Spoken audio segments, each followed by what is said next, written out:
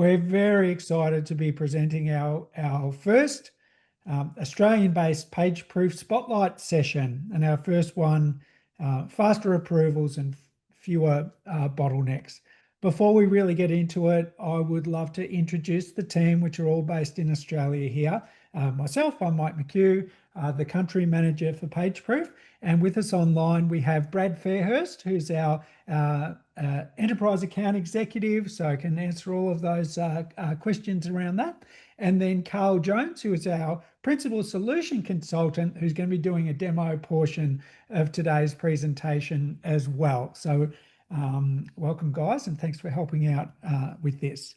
Our agenda today, we're going to do a brief overview of PageProof, what it's all about, the different file types and systems integrations that's available, and then the fun bit, Carl's going to do a live demonstration for us, and then we can have Q&A as we go along. So Brad's going to look in the Q&A in the chat pod for questions that you might have. If we're going to answer them as we go along, we'll certainly let you know. Otherwise, we can hold them over till the end, and we'd be more than happy to answer questions there as well, if there's something specific that you'd like to know about. But what we're really all about is trying to prevent mistakes from happening. And we always find a little bit funny of some of the mistakes that do get out into the wild that haven't been proofed or reviewed properly, such as Tina's booter queue. I'm not sure that's exactly the spelling she was hoping for her signage, but a little bit of fun there. The certified car sales as well doesn't exactly inspire confidence, so I don't know if I'd be buying a car from there, that's for sure. I spotted this one in Southern California myself, the very specific 24-minute parking sign. I'm not quite sure what happens when you park there for 25 minutes, but 24 minutes is what they were hoping for when you park there. I suspect it was meant to be hours, but you know, who knows what goes on. And of course, there's no accounting for taste, is there? So perhaps someone could have provided a little bit more feedback about the London Olympic Games logo, perhaps something a little more tasteful. I don't know. You might like it. I don't. But it's always good to get a second pair of eyes on things. I think that is for sure. What PageProof is all about is removing the chaos around the review and approval process. And as the topic of today says, removing those bottlenecks. So if you're emailing content or sending Slack messages or Teams messages or even phone calls to provide, you know, review and approval on creative content, then you're probably doing it the hard way. We're all about putting that all in one spot and making it easy for people to collate and remove all of that chaos on our proofing. We have a number of integrations to remove those bottlenecks between systems. So we're able to create proofs and work on changes and revisions using our content creation tools that we all know and love, like Creative Cloud or Canva or Adobe Express, Final Cut, Figma. We have integrations with all of them. We're able to integrate and create proofs from digital asset management systems that you might be using. We also have integration with project management tools such as Asana, Monday.com, Trello, ClickUp, Airtable, etc. So we're able to do that. Carl, did you have something you needed to add there or no? No. Okay. Oh, all good. Okay. Being able to remove all of those bottlenecks, having our systems all update each other, being able to work in the tools that we know and love and not having to go to other places is what that's all about. Now we have a little poll here for you, and Brad might pop that up, about the types of content that we need to be able to review and approve. So if it's something as simple as photography or print and packaging, please click on the ones there. If you're participating along, click on those ones and see. It would be great to get your feedback on the types of things that you're working on. We often find that customers, use different systems for different media types here. Actually, we can do it all in the one place. So if it's photography, print packaging, video, simple documents, or even live email marketing, websites, social media content, we can do it all. We can keep it all in one place to make it simple and easy to use, and then to be able to find that content later on. So that's pretty cool. Thanks for filling that one out as well. Simplicity equals speed. And so what we can see here is it is so simple for our creative users to be able to upload their content into PageProof. So we can do it from some of our creative tools, but we can also do it right here in the PageProof dashboard by simply dragging and dropping onto the web interface. And I'll just click along there. It makes it super, super fast. And Carl's going to show us a little bit about how quickly that really is. And then we're creating proofs. There is a number of tools in here that we can use to start. And I'm just gonna end that poll out the way because it's kind of in my way a little bit. We'll do that. So we were able to start creating a workflow to manage all of our review and approval processes. We can integrate directly with all our workflow management tools, Asana, Monday, Trello, etc., and then start to build out what those workflows are to go along with them, including a design team or a marketing team, project managers, legal, with all the different roles that go along with it. We can even build in redundancy into the workflow. So on the left there, we're seeing the marketing team. We have 2 mandatory reviewers, but we can select that only one of them needs to approve to go on to the next step to legal. So if we're choosing one, say Shana or Olivia might be on holidays or out of the office, it doesn't stop the flow of the approval going through our system. And then we can even templatize checklists as part of the workflow so that we can draw our reviewers' attention to certain parts of a proof that they need to be looking at, whether it be imagery, copy, messaging, even legalese or pricing, whatever it is that they need to be checking as they go along. Once we've filled out all of this content, we can then save it as a template and have it all populate when it's a repeatable workflow process that we need to use, and we can simply send those proofs out. So it becomes very, very powerful and very, very simple and quick and easy to use. At the other end, when our reviewers are notified that there's something that they need to action, we can send them an email. On the left here, you'll see a proof invitation, which is the standard proof invitation that comes from PageProof. But on the right, we can see that we're able to customize that with our own branding. We can put our own logo at the top, we can put an email footer at the bottom, and even choose our own custom colors for the buttons and text within that email so that it becomes a trusted source for your customers.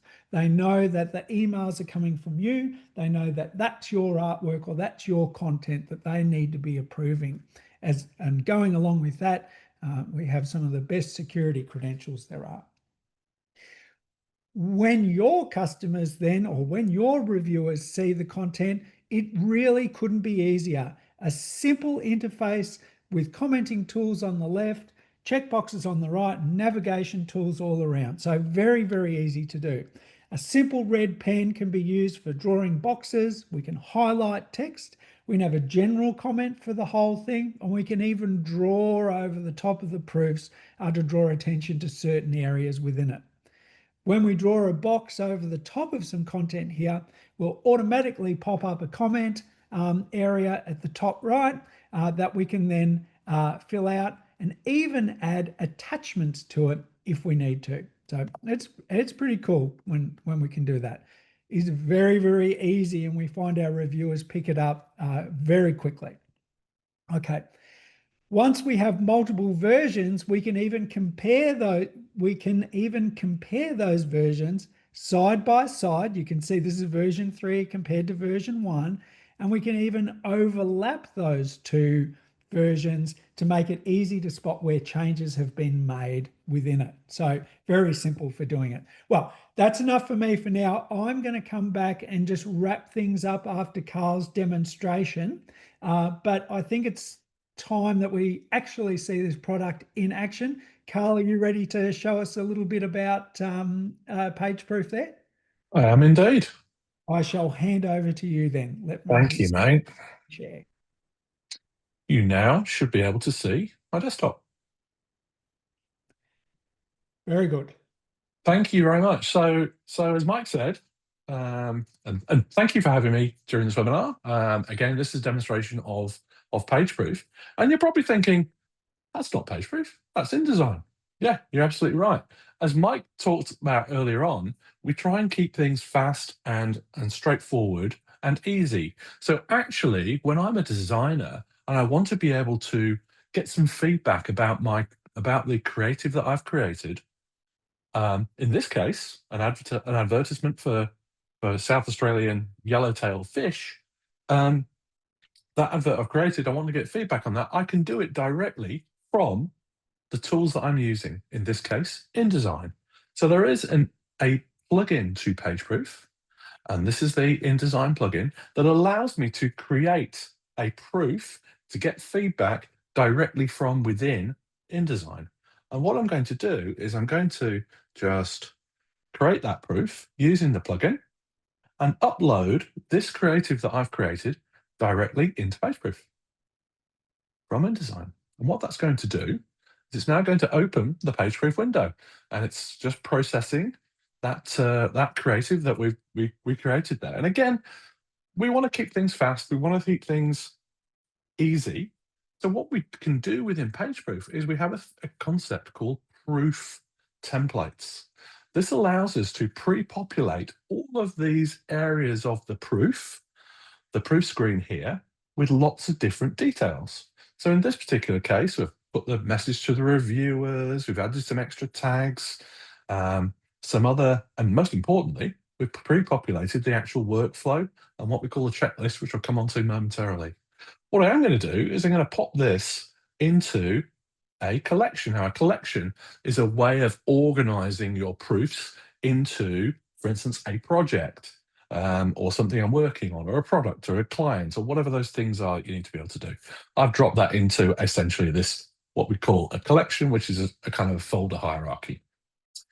Now, I've inherited lots of things. There's this important from the template. Here is the due date. So this is the date that we want this proof to be completely finished by. This is the important time where it must be approved by. So I'm going to set that to some just really unfriendly time of the day, 12:45 a.m. on Sunday morning.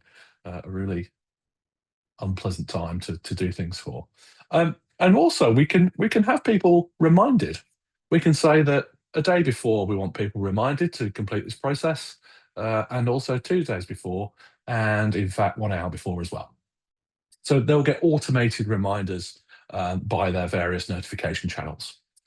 So here, most importantly, we actually have the workflow process. So we've inherited the workflow process, which is already templatized. This one was called magazine advertising workflow, and it's got a couple of steps to it. There's a whole bunch of business reviewers who have that role of reviewer, so they can give us some feedback, some comments, and leave a decision. There's this guy here called Mike. Interesting. Will Mike be able to review during this process, do you think? I think he might be. There's also Brad in there, if he chooses to. And the final step is a kind of an executive sign-off by this guy here called George, who looks an awful lot like George from Seinfeld, which is probably not the person you want to be doing your executive sign-offs, actually. And then there's this other concept of what we call checklists. Now, checklists are a structured way of being able to enforce that certain aspects, that certain things must be checked off before this proof can be moved into an approved state. So it's a good reminder, and again, making it easy for the reviewers to check that these things have all been covered off before things are actually moved forward within the workflow process. And that's really just been a couple of clicks. It's really that easy. So I can now add this, and this proof is uploading. It's underway. It's been encrypted. It's all safe.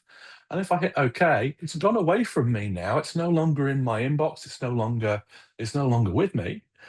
You'll remember that one of the next people in the workflow was a lady called Diane. And we're going to switch to Diane now.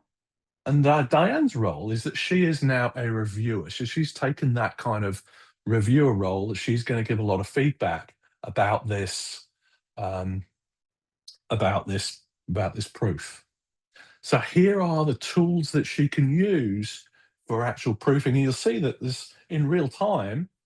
We don't have to wait for other reviewers. They're actually reviewing in real time at the same time. So Mike's here, and he's actually ticking off some of these items on the checklist.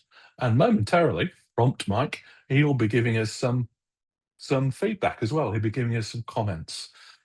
The users have all these sorts of fun tools. So for instance, Diane can zoom in.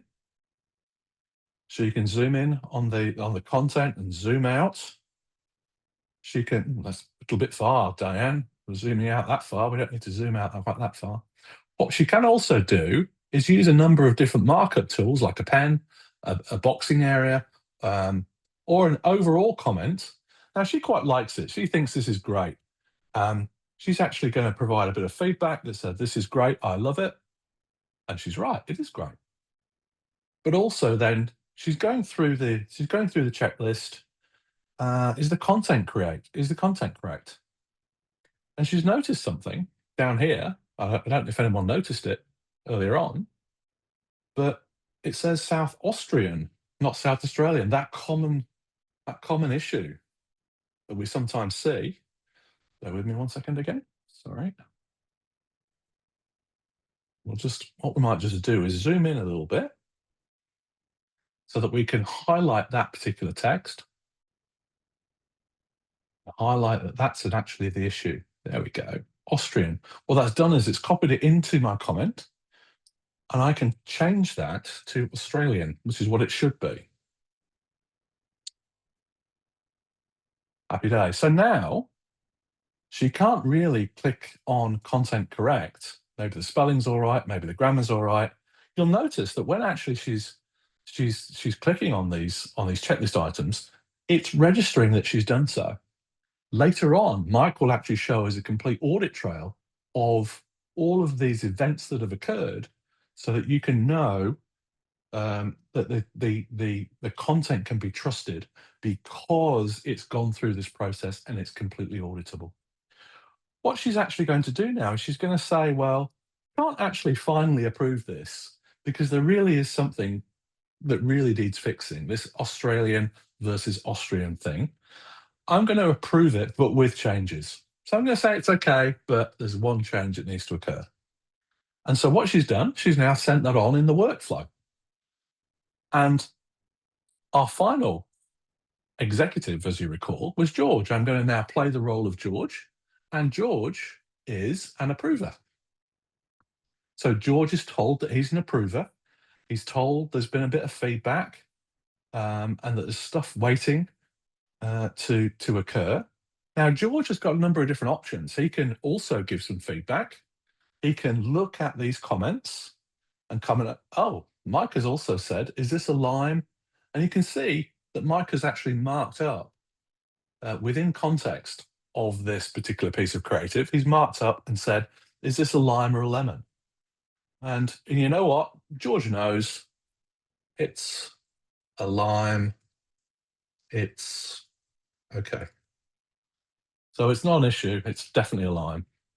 It's the correct visual.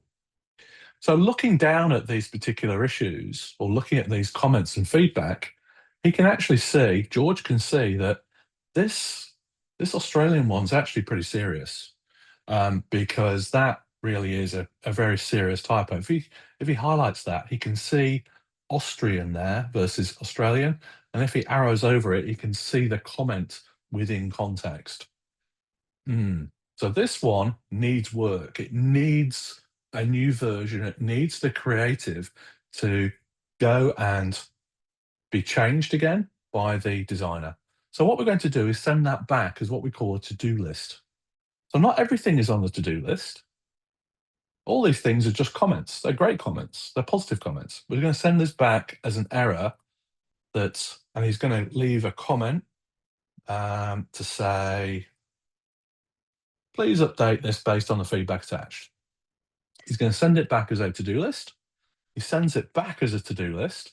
And now it's gone back to the originator, the creative, which was me, or the designer, I should say, which was me. And the designer now has a to-do list within PageProof with all the right feedback saying, this is what you need to fix up. But most importantly, it's also within InDesign. So that feedback is available within the tools that we use to actually create this creative. So I can highlight this and you'll notice that the only feedback that's occurred, just bear with me 1 second.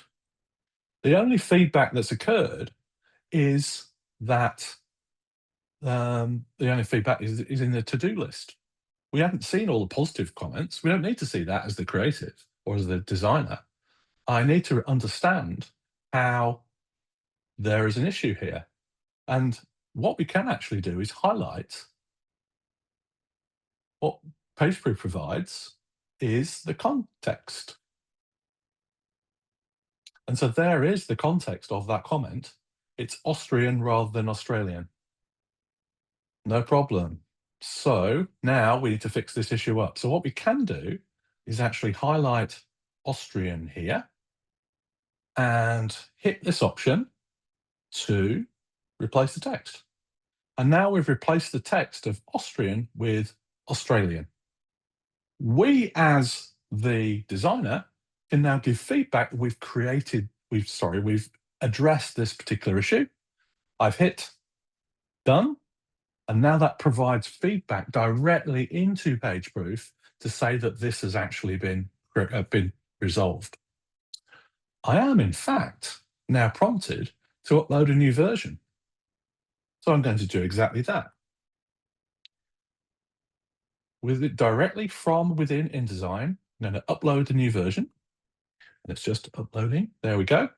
What that's going to do is upload this latest version of the creative on top of the previous version. And it's going to inherit all of these things that we set up earlier on, including the due date. Remember, it was 12:45 a.m., date and time, and all the notifications and all those kinds of things, as well as the workflow. Now, I'm actually going to change the workflow a little bit. I'm going to say, skip reviewers who previously approved. Skip reviewers who previously approved. And so now it doesn't have to go to Diane, it doesn't have to go to Mike, because actually they approved it. Although they did give some negative feedback, they did, and things got sent to the to-do list, they did approve. So now it really only just goes off mandatory-wise to George. So we're going to upload that new version, and then we're going to log in as George and see what George sees. Now, George, I'm going to switch my account over to George Costanza again. And here he is. He's now got this new version. Notice there's no comments on this new version. If he looks at the previous version, which was version number 1, there are all the comments in context. He can see what had to be fixed up. And actually, that this issue has actually been done. That particular issue that was sent back in the to-do list has been completed. So now he can have a look at it in context. Oh yeah, Austrian. Has that been fixed in version 2? Now, indeed it has, but he really wants to be able to look at it in great detail. So what he's going to do is going to use this smart comparison tool, we call Smart Compare, to look at the two items side by side. That's version 1 on the left, version 2 on the right, and use Smart Compare to overlay them on top of each other. As you can see, this is jiggling just a little bit.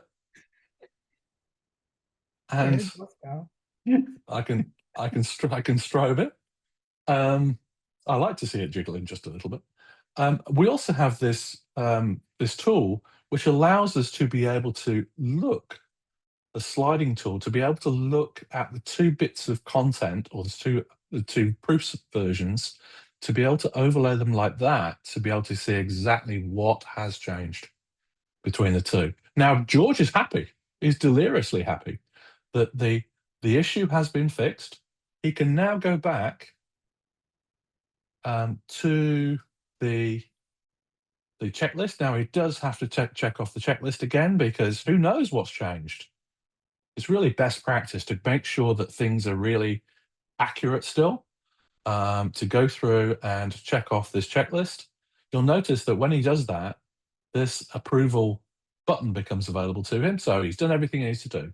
He's clicked off the checklist. He said there's a new version. He's going to approve that new version, and he's going to give it a little bit of feedback to say, this is great, I love it. Hit approve. And so that now has gone into an approved state. And people will be getting all sorts of notifications. By the way, this is what a kind of a notification looks like in email. You could get it in Slack. You could get it in Teams, any of those kinds of things, notification tools.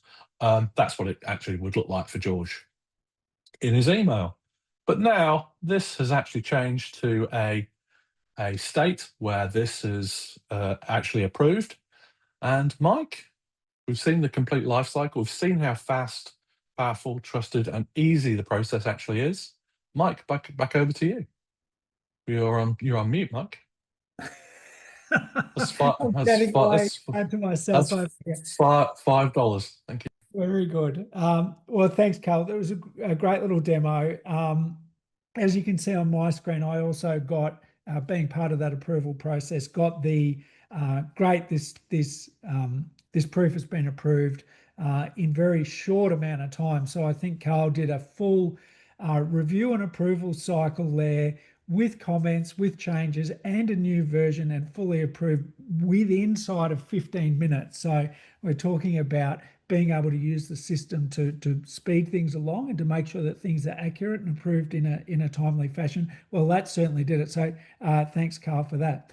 In the future, should we need to figure out what happened with some of our review and approval stuff in the past, we can go back and have a look at the audit trail. So on the left here, we have a summary view of what happened to that proof on its journey through its approval cycle. And then we even have a full audit view on the right. And we can see this for every version of the proof that gets uploaded, and we will keep that for you for as long as you want to keep it. So that will always be there for you to go back and refer to. So thank you for attending our very first Spotlight session today. It's been a pleasure having you along with us. I hope you found it a valuable session. We have got a number of these sessions coming up in the future. We're going to be doing one a month up until the end of the year, and we'll be looking for new topics to cover in the new year as well. So if you'd like to reach out to any of us, our details are here. So please feel free to shoot us an email if you have questions, or if you'd like to book a meeting with us. We have Brad online. So this QR code here will give you direct access to be able to book a meeting time with us, and we'll be more than happy to chat with you about your proofing requirements that you might have in your businesses. So I'd be really happy to do that. Really good timing. We finished right on the dot there. Well done, Carl. Not bad for a first go either. Brad, was there any questions there, or should we wrap things up? No questions in the chat, no. Okay, great. Well, we'll wrap it up there for now, but please feel free to reach out to us at any stage and book some time with us. We'd love to chat with you. Thanks again for attending.